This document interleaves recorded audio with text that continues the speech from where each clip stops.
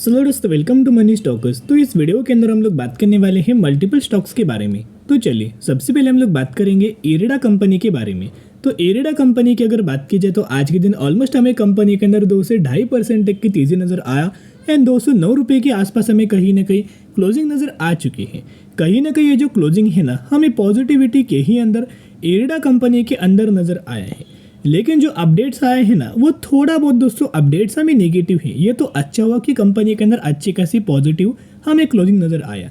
तो सबसे पहले हम लोग क्या करेंगे ना कि कंपनी के ओवरऑल बेसिस के ऊपर अपडेट्स के बारे में जानेंगे और ऊपर से ये भी हम लोग डिस्कस करेंगे कि कभी हमें इरिडा कंपनी के अंदर खरीदारी करना चाहिए, क्या सिचुएशन बन सकती। तो चलिए एक एक करके अपडेट्स के बारे में कवर अप कर लेते हैं। सबसे पहले पिछले एक महीने का परफॉर्मेंस अगर आप देखोगे तो इरिडा कंपनी के अंदर इतना ज़्यादा हमें तेजी आया कि एक महीने में कंपनी ने 100% तक का रिटर्न शेयर होल्डर्स को प्रोवाइड हमें किया हुआ है। कहीं ना कहीं दोस्तों अगर आप देखोगे बहुत अच्छे खासा पॉजिटिव नज़र आया हुआ है। और जिन लोगों ने पिछले एक महीने में निवेश किया है ना, उन लोगों को 100% तक का रिटर्न हमें बना के दे चुका है। और जो लोग आईपीओ के माध्यम से भी आए थे, जिनको आईपीओ अलॉटमेंट मिला था, उन लोगों का पैसा तो 500 से 600 गुना हमें बन चुका है। चलिए सबसे पहले अभी हम बात करेंगे अपडेट्स के बारे में। ये अपडेट्स है ना, हमें आज के दिन का नजर आया है, एकदम फ्रेश अपडेट्स के बारे में बात कर रहे हैं। तो इरिडा कंपनी के द्वारा क्या हुआ, ये एक्सचेंज को इन्फॉर्म किया गया है। जो अपडेट्स मैं आपके साथ शेयर करूंगा ना, वो इरिडा कंपनी ने क्या किया है, इन्फॉर्म किया है एक्सचेंज को। अभी इन्फॉर्म क्या किया गया है, अभी अगर आप देखोगे तो बहुत सारे रेटिंग एजेंसीज होता है, राइट। तो एक रेटिंग एजेंसी है जिसका नाम है ब्रिक वर्क रेटिंग, जो कि BWR इसे बोल सकते हो। इनके द्वारा हमें रेट किया गया है इरिडा कंपनी को लेके। तो देखेगा, this is in the reference in to the recent rating downgrade of IRIDA's bank loan facility and bonds by Brickwork rating BWR from BWR AAA stable rating से हमें downgrade दोस्तों किया गया है। और इनका ये मानना है कि जो अगला अभी करंट रेटिंग जो अपडेट किया गया है ना, वो BWR BB+ स्टेबल, ये आउटलुक हमें दिया गया है। यानी कि इन्होंने क्या किया है, 2 चीज़ों के ऊपर हमें डाउनग्रेड किया है, एक तो बैंक लोन फैसिलिटीज़ के ऊपर एंड सेकंड बॉन्ड्स को लेके। तो कहीं ना कहीं अगर आप देखोगे, कोई भी अगर रेटिंग एजेंसी कोई भी कंपनी को अगर डाउनग्रेड करता है, तो इसका मतलब क्या है कि वो कंपनी के अंदर निगेटिव होगा, राइट। कुछ ना कुछ नेगेटिव होगा, लेकिन पॉजिटिव तो नहीं होगा। लेकिन पॉजिटिव वाली बात क्या है ना, फिर इन्होंने फिर से एक्सचेंज किया है, इन्होंने फिर से इन्फॉर्म किया है कि BWR ने क्लैरिफाइज किया है that the downgrade is not based on the operational performance of the company। Operational performance of the company यानी कि कंपनी के पैरामीटर्स, कंपनी को पैरामीटर्स के लेके, यानी कि जो कंपनी के पैरामीटर्स को लेके हमने कोई डाउनग्रेड नहीं किया है, ये BWR का मानना है। सिर्फ जो कंपनी अपना बैंक लोन का जो फैसिलिटीज़ प्रोवाइड करता है ना, उस चीज़ को हमने डाउनग्रेड किया है, राइट। जितने सारे कंपनी के पैरामीटर्स है वो बहुत ज़्यादा पॉजिटिव है, जो कि आने वाले सालों में बढ़िया तरीके से हमें कंपनी रिटर्न शेयर होल्डर्स को दे रहा है, राइट। और आने वाले फ्यूचर में आपको पता है कि कोई कितना भी इस कंपनी को गिराने की कोशिश करे, लेकिन कंपनी का बिजनेस क्या है कि रिन्यूएबल एनर्जी को ये कंपनी क्या करता है, लोन प्रोवाइड करता है, फाइनेंस प्रोवाइड करता है। यानी कि दोस्तों ये जो कंपनी है ना, कोई रिन्यूएबल एनर्जी सेक्टर से बिलोंग नहीं करता। ये सेक्टर है इसका NBFC सेक्टर से कंपनी बिलोंग करता है, लेकिन जो सर्विसेज है ना, वो रिन्यूएबल एनर्जीज को प्रोवाइड करता है। जैसे कि आपको पता है कि KPIT कंपनी क्या करता है, ये IT सेक्टर से बिलोंग करता है, लेकिन सर्विसेज जो प्रोवाइड करता है ना, वो ऑटोमोबाइल सेक्टर को सर्विसेज प्रोवाइड करता है, लेकिन इनका जो सेक्टर है IT, राइट। वैसे IRIDA ये सर्विसेज हमें प्रोवाइड करता है रिन्यूएबल एनर्जी सेक्टर को। तो अगला अपडेट्स अगर आप देखोगे तो इस अपडेट्स के द्वारा ना कोई नेगेटिव इंपैक्ट नहीं पड़ेगा, क्योंकि उन्होंने क्लियर किया है सिर्फ बॉन्ड्स को लेकर, बैंक फैसिलिटीज़ को लेके हमें डाउनग्रेड किया है। बाकी जो कंपनी का जितना सारा परफॉर्मेंस है ना, वो बहुत अच्छा है। उसके साथ साथ आपको बताया कि FM के द्वारा, यानी कि फाइनेंस मिनिस्ट्री के द्वारा बजट के दिन एक बहुत अच्छा खासा अनाउंसमेंट किया गया था, जिसके अंदर ढेर सारे जो कंपनीज रिन्यूएबल सेक्टर से बिलोंग करता है ना, उन कंपनीज को सबसे ज़्यादा बेनिफिट मिलने वाला है इस चीज़ को लेके, जो कि प्रधानमंत्री सूर्योदय योजना को लेके भी बहुत अच्छा खासा बेनिफिट मिलने वाला है। जो कंपनी सोलर के अंदर काम करता है, रिन्यूएबल एनर्जीज के अंदर काम करता है, जैसे कि अगर आप नोट करेंगे तो IREDA company, Tata power company, Adani के शेयर्स, तो बहुत सारे ऐसे और ज़्यादा कंपनीज है, वारे भी हैं, राइट, बोरोसिल रिन्यूएबल से, और बहुत सारे कंपनी जो स्पेशली क्या करता है ना, सोलर एंड रिन्यूएबल्स के अंदर काम करता है। तो जिन जिन स्टार्टअप को कंपनी को लोन लगता है ना स्टार्ट करने के लिए, फंडिंग अगर लगता है ना, तो वो सभी के सभी जो छोटे छोटे कंपनी होते हैं, small cap large scale industries, वो इरेडा कंपनी को अप्रोच करता है लोन के लिए या फिर फाइनेंस प्रोवाइड करने के लिए। उस तरीके से कंपनी का इंटरेस्ट रेट के हिसाब से बिजनेस हमें लगातार बढ़ता है,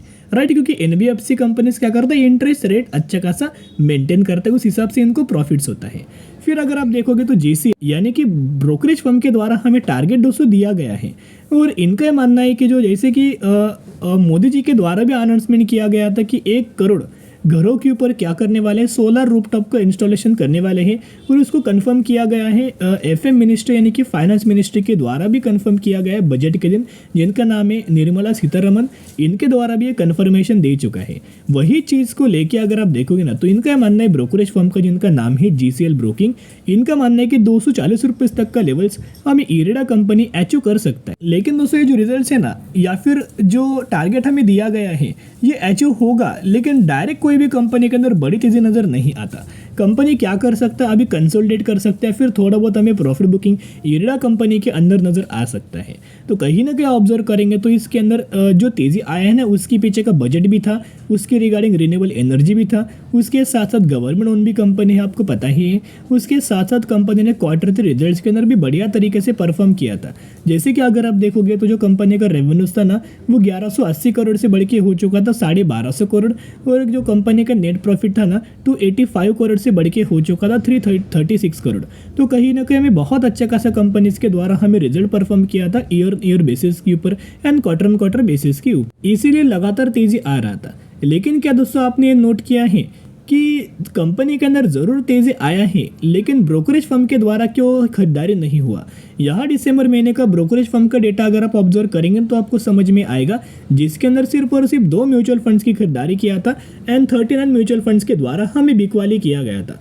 क्यों म्यूचुअल फंड्स ने माल बेचा? अगर ये होल्ड करते तो बहुत गजब का प्रॉफिट होता, इनको मुनाफा होता, राइट। तो दोस्तों इन्होंने बिल्कुल भी निवेश नहीं किया। उसके पीछे का रीजन एक है, company no doubt fundamentally strong है, राइट, बिजनेस भी कंपनी का बढ़िया है, लेकिन जो कंपनी के अंदर कंटिन्यूसली लगातार तेजी आता है, प्रॉफिट बुकिंग नजर नहीं आता, कंसोलिडेशन फेज नजर नहीं आता ना, उन कंपनीज के अंदर म्यूचुअल फंड्स क्या करता है, खरीदारी करने के लिए वेट एंड वॉच करता है, ताकि उन कंपनीज के अंदर प्रॉफिट बुकिंग नजर आए और ताकि कंपनी कंसोलिडेट करे। जब भी ऐसी सिनेरियो नजर आता है ना, म्यूचुअल फंड जाके इन्वेस्ट करता है। तो अभी भी दोस्तों वही आपको भी करना चाहिए, वही फंडा आपको भी अप्लाई करना चाहिए। गलती से भी तेजी के अंदर खरीदारी मत करना, ताकि अभी तो आपको मुनाफा मिल जाएगा, लेकिन बहुत सारी कंपनीज ऐसी भी दोस्तों नहीं है वो प्रोजेक्शन को फॉलो करता है, वो पहले जो पैटर्न्स होते हैं ना वो सभी कंपनीज हमें फॉलो करता है। जब भी कोई कंपनी तेजी के अंदर मिले ना, बिल्कुल भी खरीदारी मत करना। जब भी कंपनी कंसल्टेशन फेज के अंदर में गिरावट के अंदर मिले तब खरीदारी करना। और म्यूचुअल फंड्स भी इसी की वजह से दोस्तों वेट कर रही है, नहीं तो अभी तक म्यूचुअल फंड इन्वेस्ट कर भी लेते, राइट। लेकिन लगातार तेजी आए हैं ना, इसके कारण वो भी बहुत ज़्यादा वेट कर रहे हैं और कहीं ना कहीं रिटेलर्स लगातार खरीदारी करते जा रही है। तो इसका मतलब क्या होगा, बहुत ज़्यादा हायर प्राइस के ऊपर भी निवेश कर लेंगे, राइट, और वहाँ से कंपनी करेक्शन भी होगा, in the sense profit booking आएगी। तो थोड़ा बहुत वेट एंड वॉच आप करना, और लॉन्ग टर्म के लिए अगर जिन भी लोगों ने खरीदारी किया है वो लॉन्ग टर्म का व्यू रख के होल्ड कीजिएगा। अभी हम बात करने वाले इन्फोसिस के बारे में, जो कि 2.5% तक की तेजी हमें कंपनी के अंदर नजर आया एंड 1728 रुपीज़ के आसपास हमें क्लोजिंग नजर आ चुकी है। बेसिकली आज के दिन इन्फोसिस के द्वारा अपना 52 वीक हाई रजिस्टर किया है, लेवल से 1733 रुपीज़ का। कहीं ना कहीं बहुत पहले भी हमने आपके साथ शेयर किया था कि एक बहुत बड़ी रैली हमें इन्फोसिस के अंदर भी एक्सपेक्टेड नजर आ सकती है और विप्रो के अंदर भी एक्सपेक्टेड नजर आ सकती, क्योंकि इन सभी कंपनीज के बारे में दोस्तों हमने क्या हुआ था ना, मैंने पहले भी बहुत बार आपके साथ शेयर किया था, जितना कंपनी का बिजनेस इंपॉर्टेंट है ना, उतना ही कंपनी के पैरामीटर्स भी इंपॉर्टेंट है और उतना ही कंपनी का टेक्निकल चार्ट भी इंपॉर्टेंट है। तो बिजनेस तो कंपनी की स्ट्रांग है, राइट। पैरामीटर्स तो अगर आप देखोगे तो शॉर्ट टर्म में ही प्रॉब्लम है, लॉन्ग टर्म में कोई प्रॉब्लम नहीं है, राइट। तो अभी बचा क्या, अभी बचा ही टेक्निकल चार्ट। तो हमने वैसे टेक्निकली एनालिसिस किया था और हमारा स्ट्रेटेजी क्या था कि जब भी कंपनी मूविंग एवरेज के आसपास आता है तभी तभी कंपनी सपोर्ट लेता है।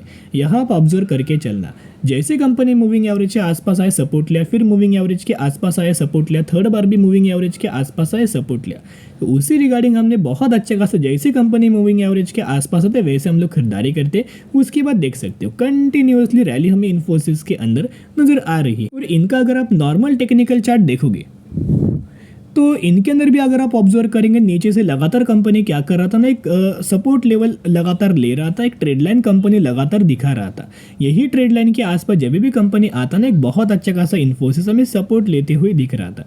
तो जैसे कंपनी मूविंग एवरेज के आसपास आता है, जैसे कंपनी ट्रेड लाइन के आसपास आता है, वैसे कंपनी सपोर्ट लेता है। तो हमको खरीदारी करने के लिए बहुत सारे रीजंस थे। एंड पास्ट का तो परफॉर्मेंस आपको पता है कि गिरावट अगर होता है ना, तो लॉन्ग टर्म में कंपनी जरूर रिकवरी करता है। बहुत बार भी गिरावट हुआ है पहले, लेकिन हर एक बार कंपनी ने रिकवरी किया है। राइट, कंपनी पेशेंस टेस्ट करता ही है। राइट, स्टॉक मार्केट के अंदर अगर आप आए हैं और अगर आपके पास पेशेंस दोस्तों नहीं है ना, तो कोई कंपनी आपको मुनाफा नहीं देगा। जो आरवीएनएल, आईआरसीटीसी या फिर आयरकॉन इंटरनेशनल, आईआरएफसी, ये कंपनीज के अंदर अगर आप देखोगे तो न्यूज़ बेस्ड तेजी था, अनाउंसमेंट किया गया था जिस वजह से तेजी था। लेकिन हर बार तो आपको वैसे तेजी नहीं आएगा कि जो भी प्राइस रेंज के आसपास खरीदारी करेंगे आपको मुनाफा ही मुनाफा मिलेगा। राइट, बहुत सारी कंपनी ना लोगों का पेशेंस टेस्ट करता है। और यहाँ अगर आप देखोगे नीचे से एक सपोर्ट लेवल था, ऊपर से एक ट्रेड लाइन था। फिर जैसे इन्फोसिस के द्वारा जो मेन रेजिस्टेंस लेवल था ना, वो ब्रेकआउट किया, रिटेस्ट किया, और यही से दोस्तों इस लेवल्स के आसपास भी 1500 रुपये के आसपास खरीदारी किया था। एंड मूविंग एवरेज का भी यही सपोर्ट था। वहीं से आप देखोगे लगातार इन्फोसिस के अंदर तेजी आना स्टार्ट हुआ है। तो इन्फोसिस का परफॉर्मेंस अगर आप नोट करेंगे ना, तो लॉन्ग टर्म में कोई प्रॉब्लम नहीं है। अगर आप इन्फोसिस का अभी रेवेन्यूज देखोगे तो ईयर ऑन बेसिस कितना शानदार तरीके से परफॉर्म कर रहा है। शॉर्ट टर्म में yes, quarter on quarter basis problem दिख सकते हैं, लेकिन लॉन्ग टर्म बेसिस के ऊपर कोई प्रॉब्लम नहीं है। उसके साथ साथ कंपनी का प्रॉफिट्स भी अगर आप ऑब्जर्व करेंगे तो लॉन्ग टर्म बेसिस के ऊपर कंपनी ईयर ईयर बेसिस के ऊपर कोई प्रॉब्लम नहीं है। लेकिन वही अगर आप कंपेयर करेंगे ना क्वार्टर ऑन क्वार्टर बेसिस के ऊपर, तो प्रॉब्लम आपको नजर आते हैं। लेकिन लॉन्ग टर्म के लिए अगर आप होल्ड करना चाहते हो तो क्वार्टरली रिजल्ट इतना मायने नहीं रखता। जो ईयर ईयर बेसिस वाला जो पैटर्न होता है ना, कि कंसिस्टेंटली कंपनी मुनाफा बढ़ा रही है, रेवेन्यूज बढ़ा रही है, तो जिस हिसाब से कंपनी बेहतरीन तरीके से मुनाफा लॉन्ग टर्म के लिए दे पाएगी। तो आप इनका देख सकते हो कंटिन्यूसली प्रॉफिट्स एंड रेवेन्यूज बढ़ रहा है। तो जरूर कंपनी के बारे में आप सोच सकते हो। चलिए अभी हम बात करने वाले अगले कंपनी के बारे में, जिसका नाम है ओके प्ले इंडिया, जो कि 167 रुपीज़ के आसपास हमें ट्रेड करे और मैक्सिमम के अंदर 350% तक का रिटर्न दे चुका है। तो कहीं ना कहीं अगर आप देखोगे रिसेंटली कंपनी के अंदर हमें एक बहुत बड़ा अनाउंसमेंट किया गया था। कंपनी ने अनाउंसमेंट किया है 1:10 रेशियो के अंदर स्प्लिट, यानी कि एक के बदले आपको 10 शेयर मिलने वाले हैं। तो जरूर इस कंपनी के बारे में स्टडी एनालिसिस कर सकते हो। तो चलिए आज के लिए इतना ही। अगर आपको ये वीडियो पसंद आए तो जरूर वीडियो को लाइक और चैनल को सब्सक्राइब कर सकते हो। फिर मिलेंगे, बाय।